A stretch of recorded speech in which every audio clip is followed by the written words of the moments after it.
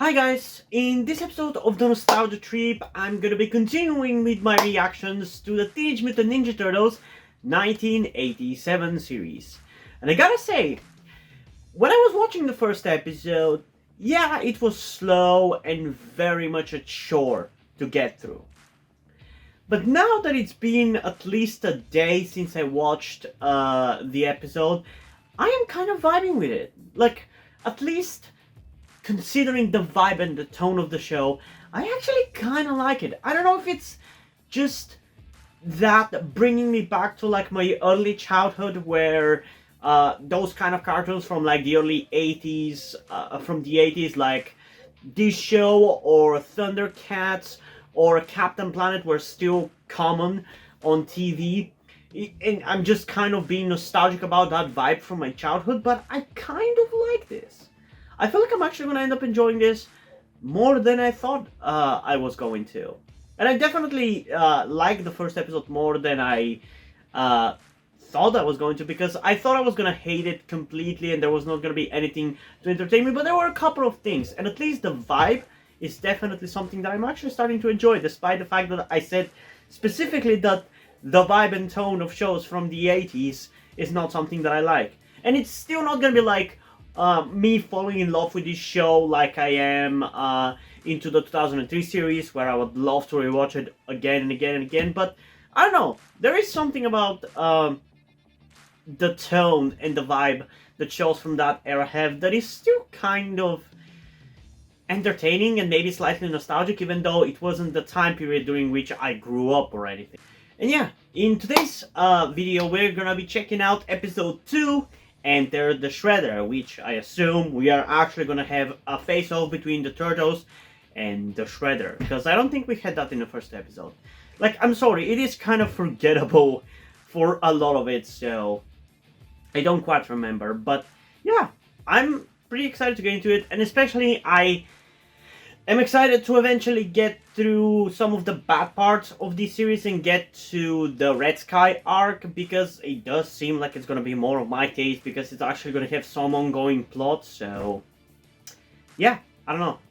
I do worry a little bit though that me reacting to this incarnation of TMNT opens up the floodgate of possibly me reacting to the 80s Transformers, the 80s versions of Thundercat as well, and maybe even Captain Planet. Though for that final one, I was already very interested to check out that show, because I really liked it as a child, at least the concept of it. And I'm surprised it hasn't been rebooted, honestly. You would have thought that they would have at this point, because it's been like, what, 40 years? But yeah, enough with the chit chat. Without further ado, let's get into the reaction in 3, 2, 1. Honestly, I am starting to fall in love with this show and the theme song. It's like, I guess it does remind me of some cartoons that are from that time period, like I said in the intro, that I really like, so I guess I'm kind of nostalgic for the vibe of it, because I feel like it has a vibe very similar to something like Care Bears, which I love the Care Bears, honestly. And I do want to react to them at some point, even though they're for like young children.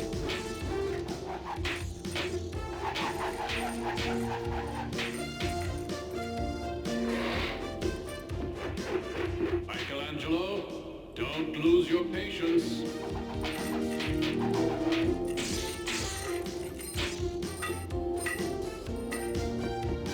Like, if this is what the whole series was like, I think it would actually be not that bad. But I know that that's not the case. Michelangelo has much to learn about patience. And so far, like I said in the first episode, I actually like the characters of the Turtles, especially Leo. He's actually pretty entertaining so far. Now I really realize why they called him a cheese grater, a fancy cheese grater in the crossovers. Because he genuinely looks like that in this specific art style and with this age of animation and art style. Because like the things about his design that stand out the most are like those spiky things, and they do really make him look like a cheese grater. My legions are waiting in Dimension X. to storm into this world and crush it. Without a trace. Man, I'm really shocked at how similar certain things are between this and the 2003 series. I really did not expect it, because I always see them like the polar opposites. But I feel like Leo here, so far, is not that different. Like, I can see how this Leo could evolve into the 2003 Leo. Just by growing up, you know? It does kind of feel like an earlier age of that character from the 2003 series. Relax, Raphael. We've got Splinter leading us now. Yeah, Splinter will find him just like sniffing out a rat. A weasel. Who just has a fucking random wild boar in the middle of fucking New York? It doesn't even look like a zoo. Is that supposed to be Bebop and Rocksteady's animal forms or whatever? Like, that's what they mutate from, right? Why those two things, though? I kind of get the rhinoceros, but I don't get the boar. Like, sure, they're vicious animals, but I don't get strength necessarily. I feel like there's much better choices if you have the ability to choose something better, you know? I need 2 of you for an experiment. Forget it. It will give you strength and powers undreamed of. So what? It will make you mightier than a dozen mortal men. Yeah, big hairy deal. It will enable you to get even with the 4 turtles who so recently humiliated. I think you can see who are gonna be the Bebop and Rocksteady. But I only need 2 volunteers. Why? Just make 4. Just sit. Yo, sister, what's the haps? What the hell? Give me a break, guys. Well, we had to disguise ourselves somehow. Try to get serious for a moment. I'm in a story that could lead us straight to Yeah, the you're telling that to this incarnation of TMNT, April? And a warthog was stolen from the Central Park Zoo. I love that they have colored glasses. A rhino and a warthog are gonna lead us to the Technodrome? You and Raphael cut around to either side. Donatello, try to get to their rear. And what will you do, Leonardo? Well, somebody's got to take the middle. Attack! What happened to turtle power? What? Rude, dude.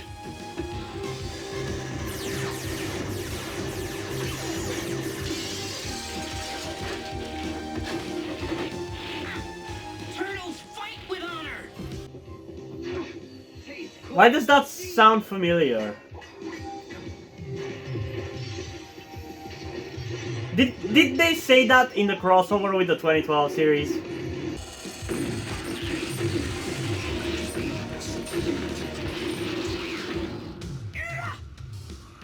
Get out of my face! Honestly, this is actually not so bad. Although, this show's strength is definitely not the fight scene, so I'm actually kind of the most bored during those things, weirdly enough. Or maybe it's through 3/4 through the episodes when I kind of lose my patience with this show, and I just can't really focus on it, I don't know. Don't deny your destiny. Join me. Does the phrase, go suck a lemon, hold any meaning for you? Okay, Let's cut him down! Very well. that was a good I one. have my Legitimately. own agents. Bebop, Rocksteady, destroy them! I wish more of the show was actually like this first season, because I know it's not gonna be. But whether it's gonna keep being entertaining, I guess we're gonna find out when we get to it. You idiot. Man, I like that the turtles are not complete idiots in this one so far. Now you boys have fun together, and we'll be back to check on you. This definitely, in 10 years. with them looking so short and so small, it does genuinely feel like this is Teenage Mutant Ninja Turtles, whereas the 2003 series was like a young adult version of this, Where'd you you miss know? all the good stuff? Of course, you could get a shot of those 2 bozos. Get back here! You mean and those fight, you little lowbreakers? red-footed creeps. Oh, wow! You little bimbo. I'll I'll make you eat that camera. Where'd those guys come from? Come on, we must get Splinter home. Let's take the van. I'm not letting you guys out of my sight until I've gotten the whole... Dun, da, da, da, da, da, da, da, da, da, da, da, da, da, da, da, da. Okay, yeah, I genuinely feel like I enjoyed this one a little bit more. I probably could actually go for another episode today and do another reaction for a different video. But I'm not gonna do that because there's a couple of other things that I have to react to today. One of which is actually gonna be the beginning of my reactions to Rise of TMNT. Yes, I will be reacting to that as well. I know. Just like I said in the beginning reaction for in the first episode reaction, I am reacting to so much TMNT content kind of because of money. I mean, at this point, if I've committed to the 87 series, might as well watch every single TMNT content available, because you guys are anyway asking for it and want me to check it out. And if you guys bring in the views for those videos, then yeah, I will do those things. I will check them out, especially at this point in time where my channel is still in the early stages of monetization. I've only been monetized for like 2 months. Well, I've been getting money sent to me for like 2 months, and I still don't have enough money to even cover my expenses like taxes and social security, let's call it, because I don't know the direct translation to what I want to talk about specifically. But those things are expenses that I have that are about 350 bucks per month, and I only make like 200, and that is in my currency, which is essentially twice as in dollars. So if these videos are gonna bring me a lot of revenue, sure, I'm gonna do them. But it's also fun. It is genuinely fun. Like, I'm actually starting to enjoy this and wanting to see it through, you know? And yeah, you're definitely gonna be seeing reactions to all of the live action movies, pretty much. I'm gonna start with the modern ones and then go back to the older ones, and maybe even potentially to the Next Mutation live action TV series, which I know is not good. Some of you have asked for it, and again, once I run out of the 1987 TMNT and the Rise of TMNT, sure, at that point might as well check that thing out, so I would have basically seen every piece of TMNT content, be it a cartoon or live action. But yeah, going back to this, I don't know. Like, again, there's not much to talk about in terms of plot with this show, so it's kind of hard for me to really have things to say about it, but it was definitely a little bit more enjoyable. I'm even more into the vibe of it. Like, I kind of am starting to like that 80s cartoon vibe that is very simplistic. And I don't know, like, the design of the turtles, the art style, everything is starting to really grow on me. And I think it also brings me back to one moment in time, I don't know, like 15 years ago at this point, when I was, I don't even know where I fucking found it, but I had like a one book of TMNT story which was with these turtles. And the vibe that I got from that goddamn book was like this. I don't know how I got the vibe from that in here, but I did, so there's that, and it brings me back to that as well. But yeah, this is actually surprisingly entertaining, genuinely. And I hope it is for you as well, so yeah. I don't remember what I rated the first episode, but for this one, I'm probably going to give it, I don't know, an 8.1 to an 8.4 out of 10. Again, this is only in the realm of this show, because, like, I cannot compare it to, like, 2003 or TMNT 2012. It's just a completely different beast. It's like trying to compare this to... It's like trying to compare the Mummy movies from the late 90s to like the Mummy movie from the 1930s or whatever it is from. Like, you can't, they're so far removed from each other, you can't really compare it, because attention spans and television has evolved so much.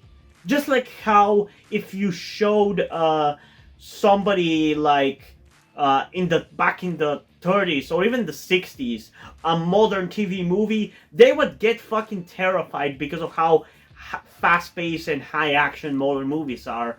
because they're so far removed from what was available back then, and that's kind of why you can't really compare these. So in the realm of this show, this was actually a pretty decently entertaining episode, and I also don't really want to blow my load too early with this show, even though I don't really expect any of the episodes in season 2, 3, 4, 5 to really get any high scores, but we'll see. I hope they're at least funny. But yeah, I don't know.